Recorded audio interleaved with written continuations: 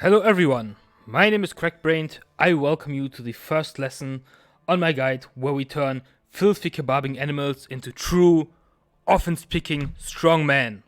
Yes, it's time for a guide on h3dm1.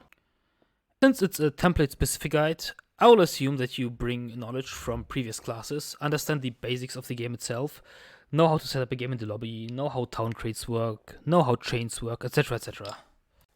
Therefore, during this guide, we will not go into very basic gameplay mechanics that are not specific to the template. Some of you may ask themselves, what is h3dm1?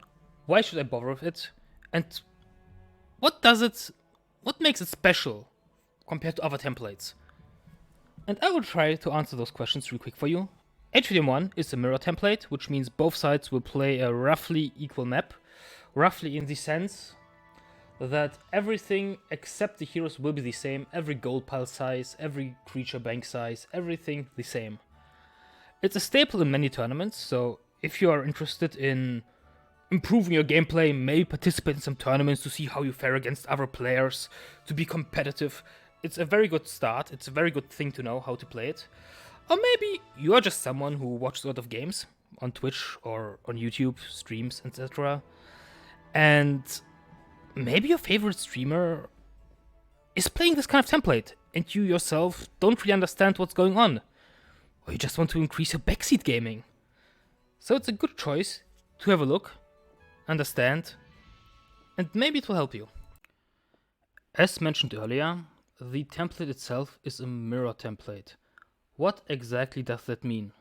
It means at the start of the game, you and your opponent will roll a town using the options that the hotel lobby gives you. Both of you are going to play the same town. Then usually we'll start with a town trade, which results in one of the players buying red color.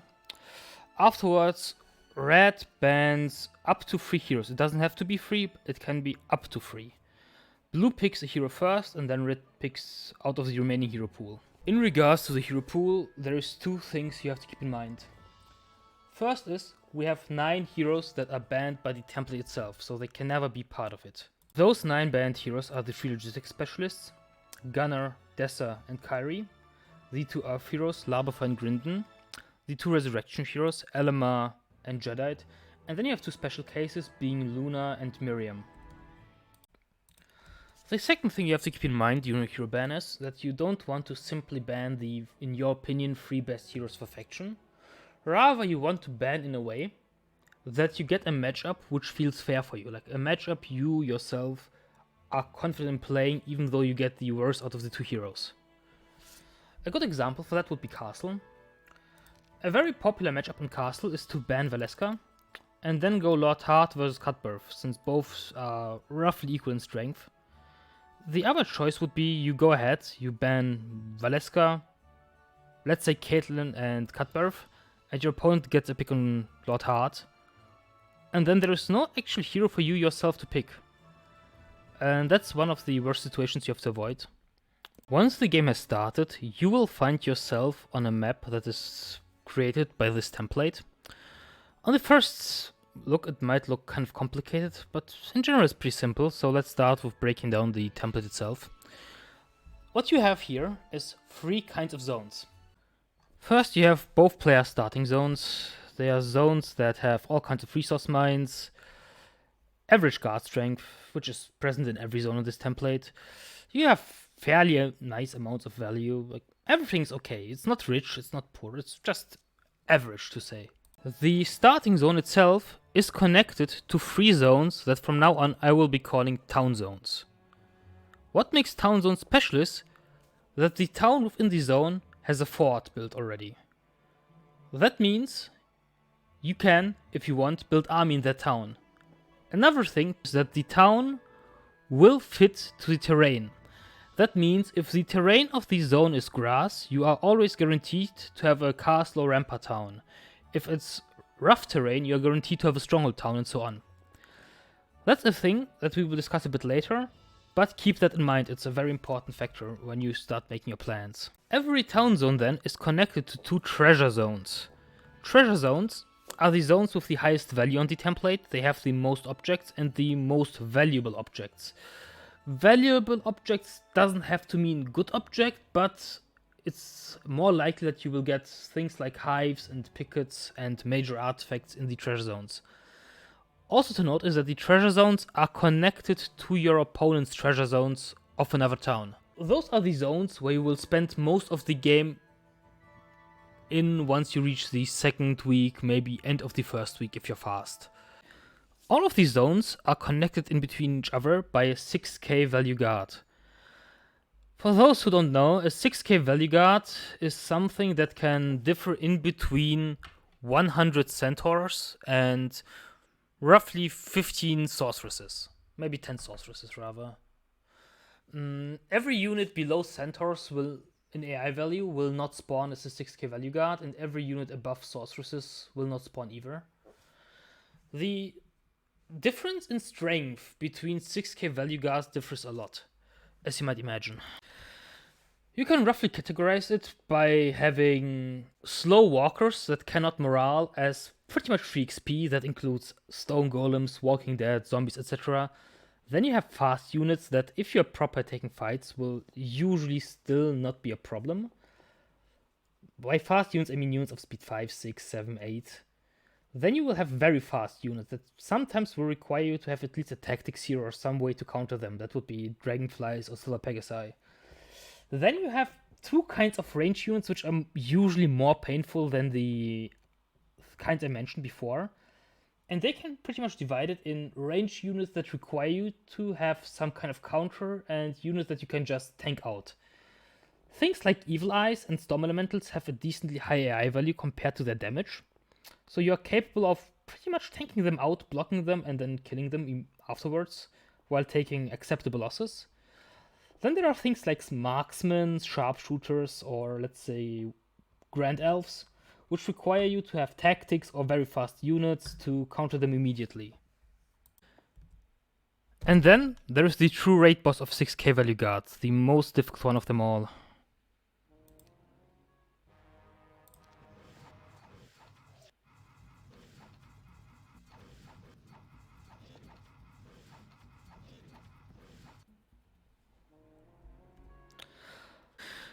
Lizard Warriors are a unit that, if you want to fight them, maybe you should reconsider all the life choices that have led to this life choice particularly.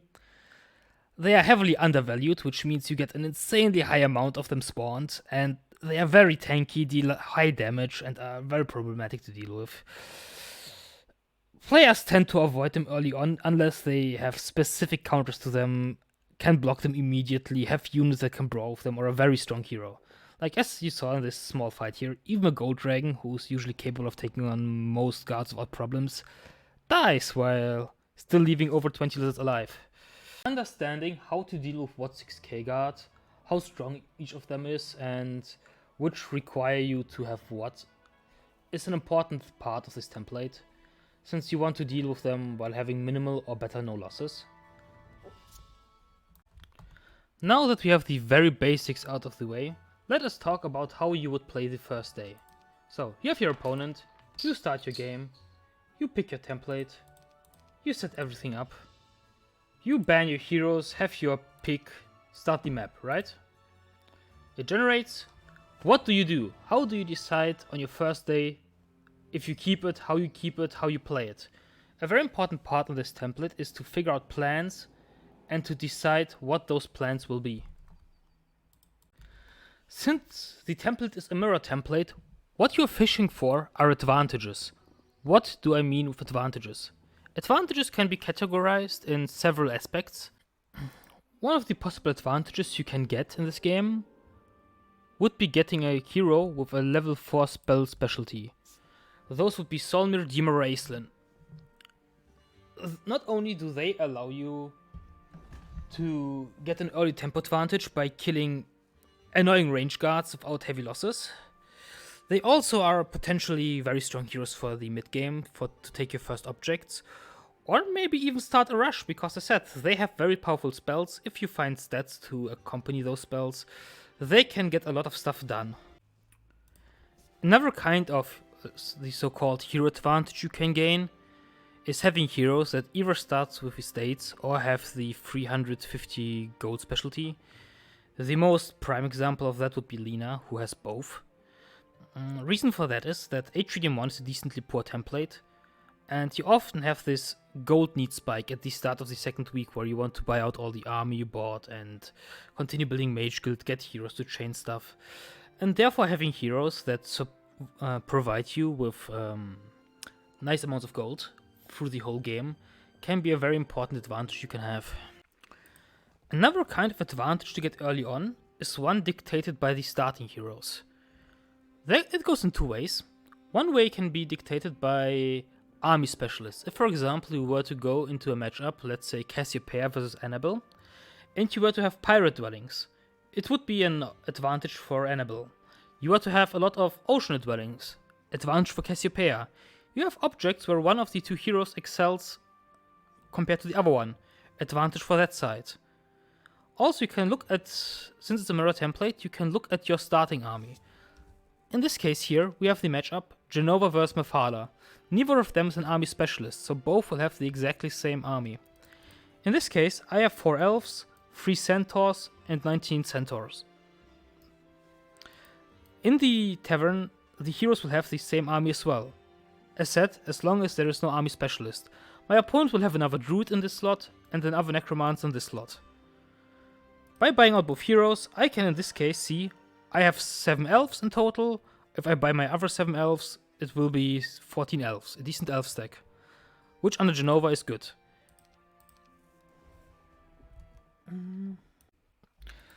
The last kind of advantage one has to consider is the so-called color advantage. The color advantage already is something where you have to think, use your own head, and try to figure out if it's really advantageous for you or not. Many things go into it. Since red usually is the one paying for the town trade, rich maps tend to favor red, while blue is favored by poorer maps. Objects that lead into the game being shortened, let's say stables, minimal objects, strategic taverns like the one over here, short roads, all that is an advantage for red. Red is the side that wants the game to end early. That is because he paid for an advantage that is only present early on. He plays half a day faster, but in the late game will always be vulnerable to attacks while he's on low mana. Therefore, the shorter the game goes, the bigger the half-turn advantage of red is. So, now with the basics and the theoretical blah blah out of the way. What do you do? How do you play? What is your objective on the first day of the game? Simple. You want to start scouting, start setting up your plans, you want to figure out what's going on the map. That requires you to get gold. And in that situation it also means avoid a very common mistake. Do not buy out the entire army right away. Buying out the entire army at the start, especially on poor maps when you're red, can often lead to you not getting out more than, let's say, 5 or 6 heroes, and that's not what you want. Best situation is you get 8 or 7 heroes, depending on how your chains will work. As mentioned before, we don't buy out the initial army. We buy our hero if we want. We take fast 1-stacks, if possible 1-stacks that don't cripple our army. In the current case, the fastest 1-stacks we have are centaurs. We give them to scouts, and we head out. We start exploring the map. Things like lookout towers are very powerful. They will enable us to see things without sending our heroes out. So in this case, here we see we have a very strong object, a dendrite arc. We have a zone here, we have another zone here. Both guarded by 6k value guards, which are both decently painful. We see a stable. We see a swamp zone. The Tower of the Seas tells us immediately that this swamp zone is a cove. Important or not, who knows? We know that we have a grass zone here, however we don't see any dwellings, so we don't know if this zone here is a rampart or a castle zone. We have a stables here, which means if we are a threat and you look for early contact, all our heroes will be 400 move points faster. That's a big plus for red. We have a conservatory here. We should check it out decently early, since most factions can take on Griffin conservatories of the minimal size at the first days, especially if you have a supportive dwelling like the Dendroid Arcs here. Then, another thing is we have a lot of gold. As you can see, we have a chest here, several gold piles, another chest here, and you have a crypt. So far, we have one good hero, Monair, who could become our main hero. We could, at this point, for example, go out, head out, maybe even buy a hero from the tavern to scout out even more if we wanted. Go through here, check the conservatory. To save time here, I will just quick combat the battle. You would obviously do it better. We see the site, it's a minimal conservatory, which means we could go via a plan where we buy Grand Elves day 2, after buying normal Elves day 1, take the dwelling, and then start with the conservatory. The tempo on this map would be very high, and that's something you want to see as red. As red, you want a map that ends early. Another conservatory, which means even more tempo. This is a map you would keep as red. You have an easy guard over here, leading into a dungeon or necro zone. And dungeon zone would mean you could get a portal of summoning, for example, and so on and so forth. So on this turn, what you would do is you collect gold, and you set up for smaller objects. Like you set up chains for this Dendroid Arc, you set up a chain for, let's say, the Sulfur Mine if you don't take it immediately, you set up a chain for this Consa after the Dendroid Arc, and so on. You try to clear the crypt, you try to get out heroes. Stuff like those Corsairs or those Gorgs you would avoid before you do the Consa, because you can do them afterwards with far less losses. Some of you may ask, Craig, why do you focus this Consa so much? Simple. We will trade in some meat for an angel. Angels are a unit that are very, very versatile. They can take any crypt.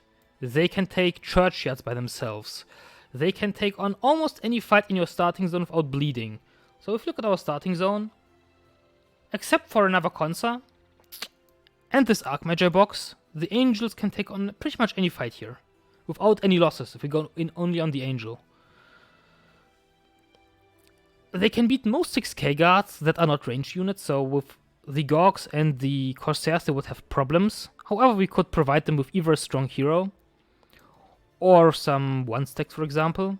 The Ogres would be no problem for the angel by itself. And that is a huge advantage you can gain if you find an object like that early on and take it pretty early. Another thing you want to pay attention to is your hero pool. So in this case, we have Monair, who's a good hero. We have Karl, who could have been used, if I thought about it, and before, to take on range guards, since Karl starts with tactics. So we could have, for example, if we thought ahead, set up Karl for, let's say, the Gorgs. Put him in here instead. Have him prepared in a way that I take the Dendroid dwelling, go over here on the second day, and then we chain everything to Karl and start opening this zone up without heavy losses. You set up your chains, you think about what you do on the second turn. However, why do we do that? What is the great scheme? On h3dm1, a very important thing is to have a plan. Your decisions need a reason. You can't simply run around blindly and open zones for the sake of opening zones. That will not lead to victory.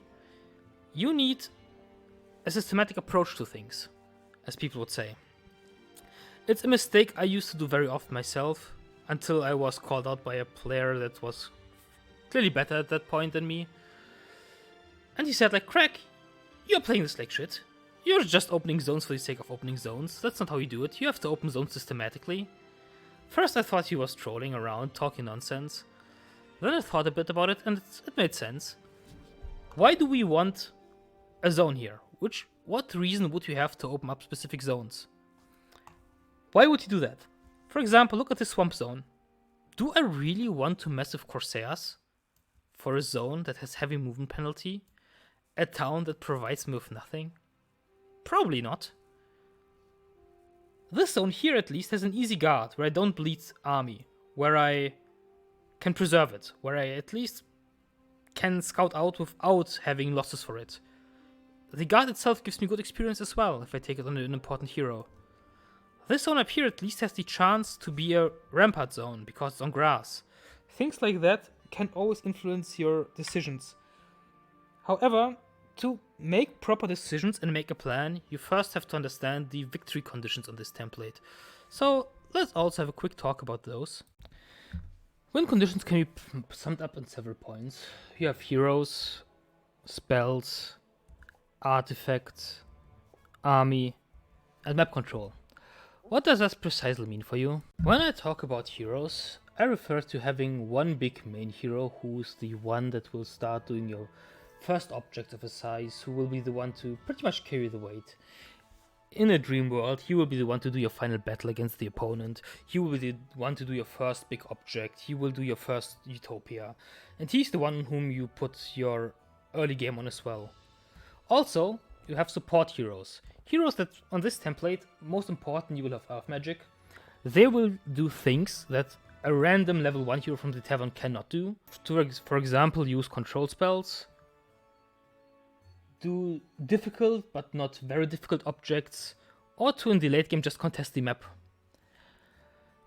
In a dream world, you would have one big warrior with some nice specialty, offense, armor, all that as your main, and a bunch of mages with a big mana pool as your support heroes. Reason for that is that using control heroes, especially once you get Dimension Door and Town Portal, requires you to use a lot of mana. And if you do not have a lot of heads on your map, the average warrior can use maybe 1 or 2 town portals per turn and then runs out, while a good mage with intelligence and earth will be able to do a lot of more things. However, truth be told, we do not live in a dream world.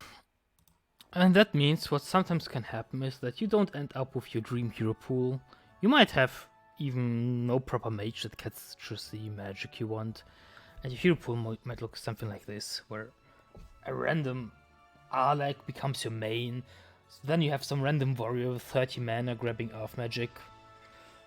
And maybe some demoniac with a low mana pool as well. And then you have to deal with that. Also, the situation of your main hero can be different. On some maps it's better to main a mage, on some maps it's better to main a warrior. Especially when you have high caster stats and very little army to work with, the mage will often turn out to be the better choice. The main advantage of a warrior actually doesn't show up in the early game. In the early game, the mage will probably do better in most cases once you get decent spells. However, mages struggle a lot in taking utopias. And not having utopias accessible at an early stage before you get resurrection as a spell can sometimes hinder your map progress a lot. The two most extreme examples of where a mage hero is usually the better choice as a main are Conflux and Necropolis. Main reasons being that the Conflux army itself is very weak, and the hero class itself is very strong, has more spell power, and early access to good mage guilds, since you don't build a lot of army in most cases. Necropolis has the thing that the Death Knights usually level very badly, while Necromancers have very good chances at getting Earth Magic, which is arguably the most important skill on this template. The next win condition we have is spells. Spells of all kinds can actually be decisive for the template. The most obvious ones are Dimension Door and Town Portal. Usually would get those from building a mage guild up. However, sometimes you have a map that is poor on resources or doesn't provide you with a good town for the mage guild. Because let's say you play Stronghold and have a Cove town plus 2 fortress towns next to you and you don't have a mage guild 5. Another option to get control is to try and roll from utopias. It's less reliable. Can be faster though. Sometimes the plan or the map rather forces you into building the mage guild in a town that doesn't have a mage guild 5. Which can still be okay. If you at least get Town Portal, you can still play the map. It's not an XL plus U template where without Dimension Door you don't get to do anything. The bigger problem arises when your opponent does have Dimension Door and you don't. Attacks are still executable without having it, but usually you will be in a big disadvantage situation if you don't have DD while your opponent has it. Other spells that can be very critical can range from smaller stuff like, let's say, Slow early on, to somewhat bigger stuff like Resurrection later on if you want to take Utopias on a mage hero. And therefore it's very important to build the mage guild at some point. unless you want to commit into a full rush plan and need your resources traded for, let's say, gold to fulfill your chains or to buy out more armies so your rush works out better. A general rule of thumb can be that you want to build your mage guild up when it doesn't cripple you too much. So if you have the decision to, let's say, fulfill a chain or build a critical building that you need for your build path for army, then you go for the first. If you, however, have the option to build the mage guild, you have the gold for it, you have the resource, then build it. Somewhere around week 2, if you haven't started the mage guild, get started. Unless you want to full commit into a rush and into pressuring off your opponent's mage guild. In regards to artifacts, it can be said that they go pretty much hand in hand with the point of army. Artifacts are what enhances your strength that you have. And it starts from smaller things, like you can take black towers early on in churchyards. And even things that don't seem too big early on, like let's say the Flail of the Greater Knoll or a shield for defense, will have a huge impact in the long run, because your army becomes a lot stronger with it. Artifacts, even of the minor class, will enable you to do fights that you wouldn't have been otherwise. They reduce your losses heavily, and especially later on, or if you start maining a caster from the beginning, having access to, let's say, a good hat or some armor for free spell power or the 2/2 cape will help you out a lot. Later on, you will receive most of your artifacts from Utopias, since relic class artifacts cannot spawn the ground. So you either grab majors from mansions / the ground, or go for Utopias to get artifacts. Artifacts and army really scale hand in hand, to be honest, because having stats allows you to do objectives that you wouldn't have been able to, which gives you more army. And more army gives you, then again, the opportunity to take artifacts that you otherwise wouldn't have been able to take. In regards to army, it is very important to differentiate. You have your early game army, which will turn into, let's call it meat, and your actual army. Your early game army is what you build early on. Let's say you build Cavaliers' Castle, and you make a stack out of those, and then you transition to your first objectives with that army. This army is important early on. If you bleed it early on, you're not able to start your map. However, once you have started your map, it doesn't really matter anymore. The important army, as you can imagine, will be the things you get from creature banks. Cyclops, giants, especially angels, etc, etc. And last but not least is map control. What do we refer to by map control, you may ask? Map control means having map, but also having the ability to keep the map and taking it away from your opponent. That means having towns and having heroes who can take away towns from your opponent or protect your own towns from his attacks. Map control, especially at lower ratings and lower tiers of play, can be very underestimated, because people expect to have one battle, it ends and the game is over. The harsh reality is, if the player who has the better map control doesn't want a final fight because he has lower stats or he has less army, he can extend the game.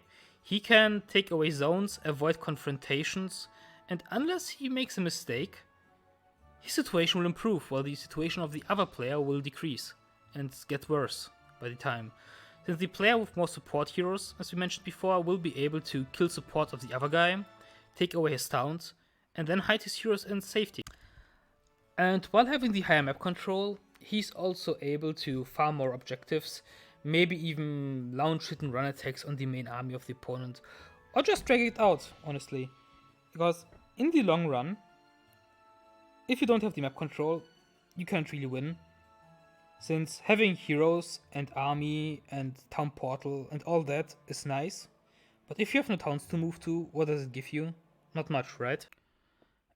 So, to sum up the first lesson, what do you do on your first day? You look for advantages, you set up your plans, you go ahead, scout out objects, set up chains, and you look at the map and judge if you have a restart left.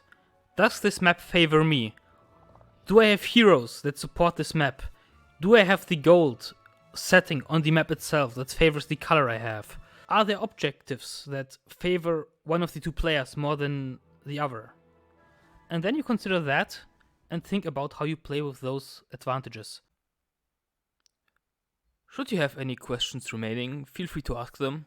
I'll address those at the start of the next class. And with that, I shall end the first lesson. I hope you learned something, you could remember something from all my babbling. In the next lesson that will be coming soon, we will talk about the early game, how to execute it, and how to play the first week. Until then, see you around. Stay strong, offense picking man.